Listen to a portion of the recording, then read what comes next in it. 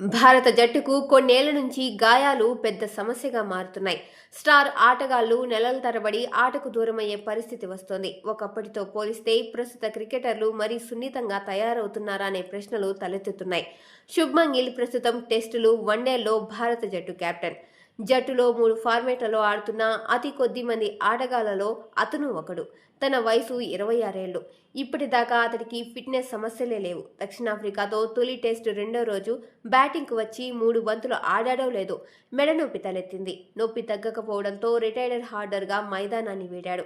కొన్ని వికెట్లు పడ్డాక అయినా తిరిగొస్తాడనుకుంటే అలా ఏమీ జరగలేదు. తర్వాత అతను మైదానంలోకే రాలేదు. రెండో ఇన్నింగ్స్లోనూ బ్యాటింగ్ చేయలేదు. రెండో టెస్టు సమయానికి గిల్ కోలుకుంటాడనుకుంటే ఈ మ్యాచ్కే కాదు, దక్షిణాఫ్రికాతో వన్డే సిరీస్కు దూరమయ్యాడు. అతను తిరిగి ఫిట్నెస్ ఎప్పుడు సాధిస్తాడో స్పష్టత లేదు. వన్డేలో జట్టు వైస్ కెప్టెన్ అయిన శ్రేయస్ అయ్యర్ గత నెలలోనే ఆస్ట్రేలియాతో వన్డే సిరీస్ సందర్భంగా సిడ్నీలో ఫీల్డింగ్ చేస్తూ గాయపడ్డాడు. డ్రైవ్ క్యాచ్ అందుకోబోయి కింద పడే క్రమంలో అతడి కడుపు లోపల గాయమైంది. ముందు తనది చిన్న గాయమే అనుకున్నారు. కానీ ఆసుపత్రిలో అడ్మిట్ అయ్యి ఐసీయూలో చికిత్స అందుకోవాల్సినంత పెద్ద సమస్య అని అప్పుడు అర్థమైంది. తన ప్రాణాలకే ముప్పు తెచ్చే గాయం అంటూ వార్తలు కూడా వచ్చాయి. ఇక భారత జట్టులో కొన్నేళ్ల నుంచి గాయాల పాలవుతున్న క్రికెటర్లు ఎవరంటే, ప్రధాన పేసర్ జస్ప్రీత్ బుమ్రా చాలా ఏళ్లుగా ఫిట్నెస్ సమస్యలు ఎదుర్కొంటున్నాడు.